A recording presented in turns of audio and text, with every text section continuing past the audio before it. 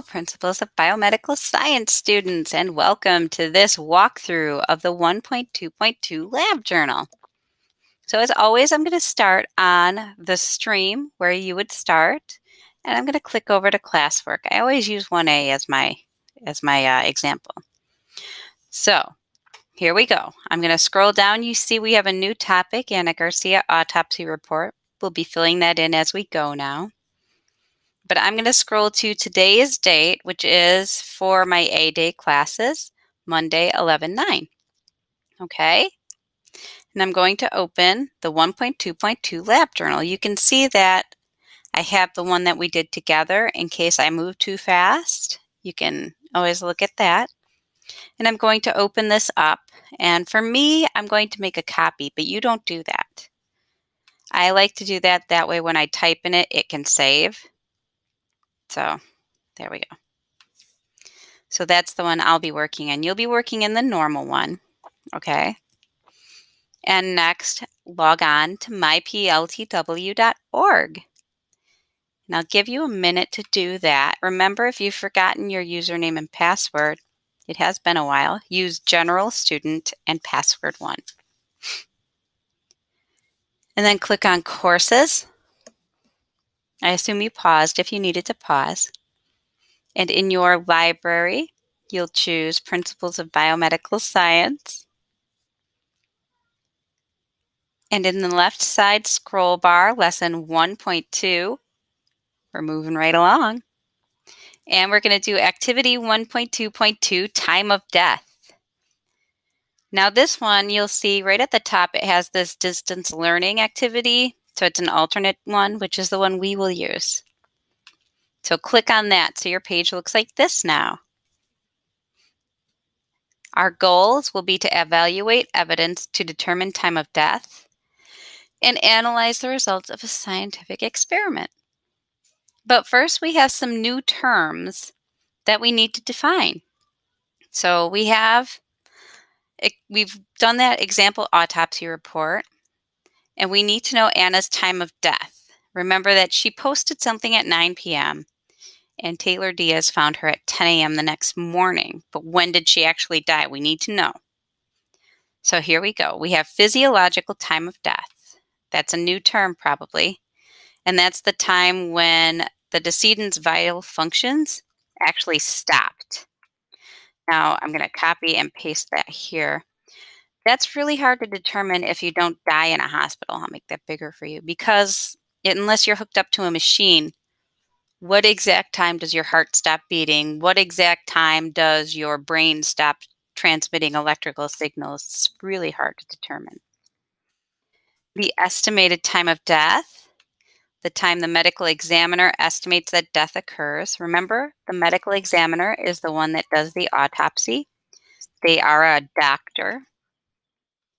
And then the legal time of death right here, it's the time recorded on the death certificate. Let's see if I can highlight that.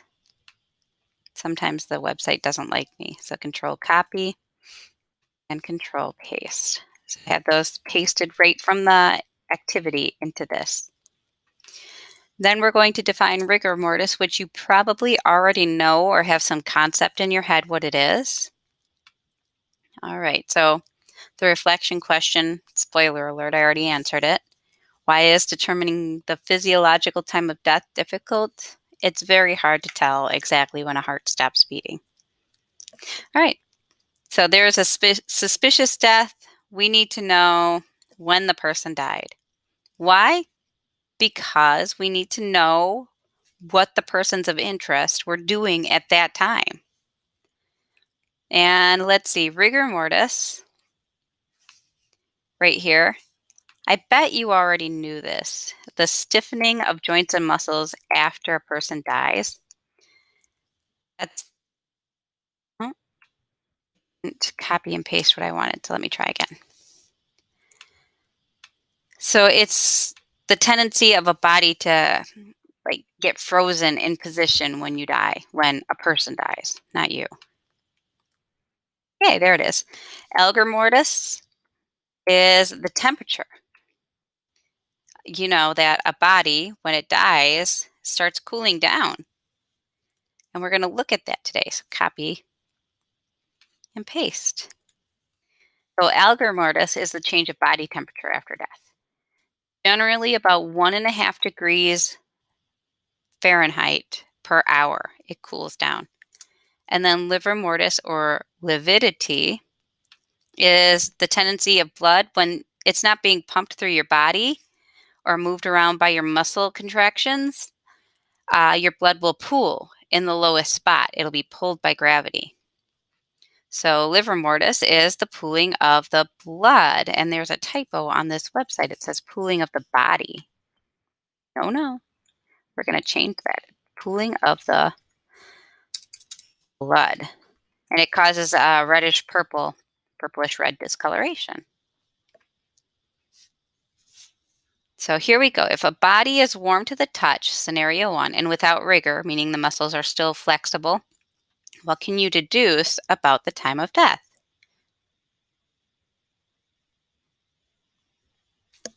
That's right. It was a recent death. Right. So if a body shows signs of lividity, that's blood pooling after death in the fingers and toes, but is found lying on its back, what conclusion can you make regarding the death? Now think about it. If a person is on their back, their fingers and toes would probably not be the lowest point. So based on that, if you think about this, the logical conclusion, I think, is that the body was moved after death. Moved.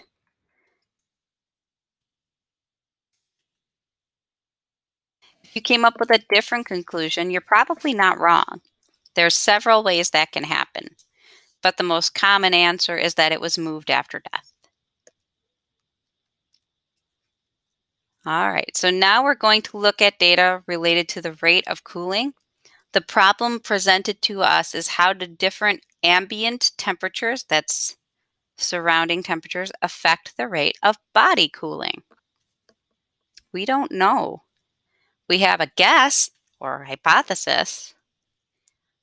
So, our hypothesis, if a body is in, shall we go warmer or cooler? Now, I can't hear your answers. I'm going to assume you said warmer. If a body is in warmer ambient temperatures, then it will cool. Will it cool more quickly or will it cool more slowly?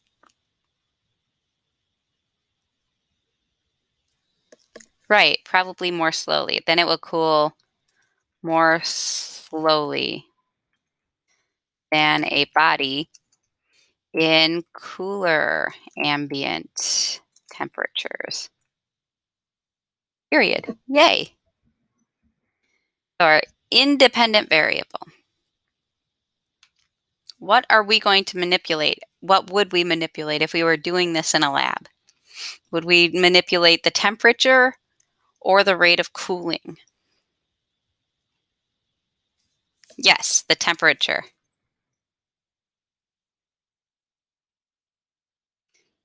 Which makes the dependent variable, what do we measure?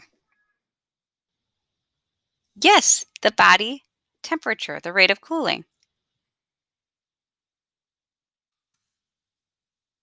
Now we're not going to use actual bodies. Spoiler alert. When we do this lab in person, we would use hot dogs to simulate a body. That's why I hate this lab. Maybe hate is too strong. Dislike this lab. Because my room, my clothes, my hair smells like hot dogs for like a week afterwards. So the procedure is very simple. You'd have 3 water baths set up, one at 50 degrees C, which is very, very warm. It's over 150 degrees Fahrenheit, I think. One at room temperature and one at 0. You poke a digital thermometer into the hot dog so that none of the thermometer sticks out. You put it in the water bath, you push record on your data collector for 20 minutes. and then you look at your data. Very, very easy. Super easy. Okay, so here's our data. You can see the 50-degree water bath. Surprisingly, it heats up. It doesn't cool down. Your ambient temperature, your 22 degrees, cools down. Nice steady rate there until it flattens out. Then your ice water bath, 0 degrees, cools down much more quickly. So the actual temperature of the 50-degree water bath is going to be the highest temperature that it reached, which looks like about 51, which is also the maximum temperature, 51, 51. The minimum temperature, it started at 37 because they all start at 37, which is like your internal body temperature. Okay. And if you do the math, the difference, you have to subtract the 2. It's going to be positive 15, meaning it heated up 15 degrees. The room temperature, the actual temperature of the water bath, in this case is going to be the coolest that it reaches, which looks about 22, just like it said. Minimum temperature then will also be 22. The maximum, if you look, is 37 again. 37 minus 22, that's 14. And this is 15. I always get those mixed up. Is minus 15. I subtracted these two numbers to get that. Why the minus? Because it cooled down. Then the 0 degrees Celsius, the actual temperature, the coldest it got was probably about 2 degrees. And that'll be the minimum temperature too. Maximum temperature of the hot dog, this one, for whatever reason, had a weird spike and got up to like, I'd say 39. Who knows why that happened? So that's minus 37. So if you look, our 0 degrees Celsius hot dog or body cooled more than twice as much as the room temperature one. So here we go, our conclusion. Our original claim was, delete that a body in warm ambient temperatures would cool more slowly than a body in room temperature, something like that. The evidence shows the body hot dog in 50-degree water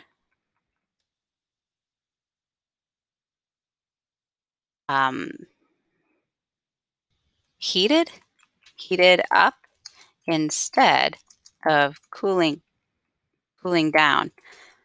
I think there are better words I could put there, but so does this support or reject/refute our hypothesis?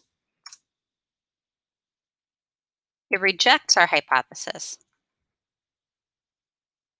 because we said that it would cool down and it actually heated up.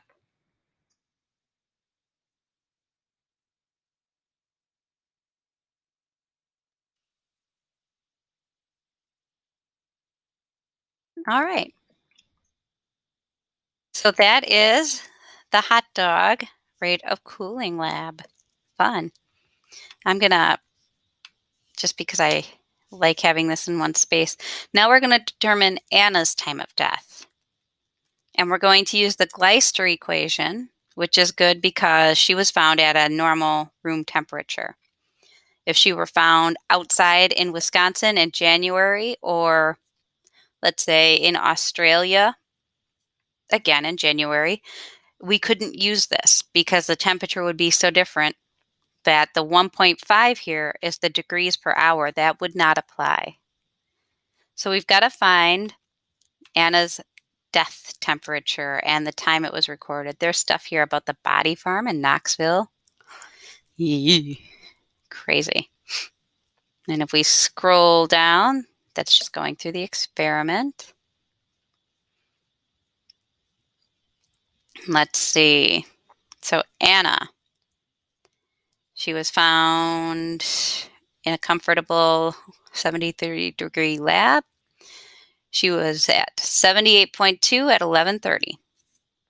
Those two pieces. So 78.2 degrees at 11:30 a.m. Then we use the Gleister equation. So we have 98.4, which is your average temperature when you're alive, minus her measured rectal temperature, 78.2, divided by 1.5. So I'm going to simplify that first. 98.4 minus 78.2 is 20.2 divided by 1.5. And if you calculate that out, you get 13.466667, something like that. We're going to round that to 13.5 hours since death. Fun, right? Now we know Anna died 13 and a half hours from 11:30. So we got to figure out when she died. So we have 11:30 a.m. We need to do 13 and a half hours. Well, time is a little tricky. I know that 12 hours from 11:30 a.m. was 11:30 p.m. So if I know that, and I add the hour and a half or subtract the hour and a half, 11:30 minus an hour and a half is 10 p.m. Anna died at approximately 10 p.m. or about an hour after she made that video with the aspirin and the aliquoting. So now we know, and knowing is half the battle. All right, so now let's look at our conclusion questions. Algor mortis, or post-mortem cooling of the body, varies with ambient temperatures. We just saw that in our lab based on the results of our experiment. How does ambient temperature affect the rate of cooling of a body after death? Explain your answer. Include how this might affect the use of a Gleister equation in determining time of death. So, temperatures above 37 Celsius cause the body to heat up after death.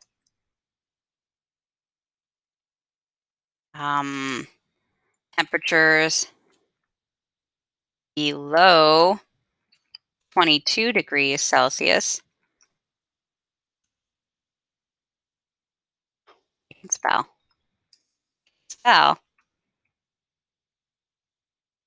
Cause the body to cool. I really can't spell. Faster than 1.5 degrees per hour. So, how this might affect our use of the Gleister equation? Well, could we use the Gleister equation if we found somebody in a tropical environment or a very cold environment? No.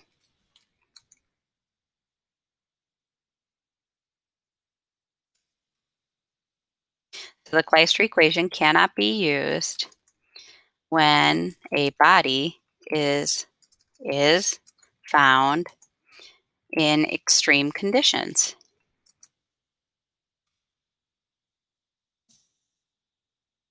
So, why is determining time of death such a complicated process? For this question, think bigger than Anna Garcia. Think of a body found anywhere at any time, and think of some reasons why determining time of death could be very difficult. Right, yes, the temperature. So, the temperature can affect how we determine time of death. What about if a body were found outside? What kind of things outside could affect the state of the body when we find it? Humidity. Yep. Bug activity. Um, Animals.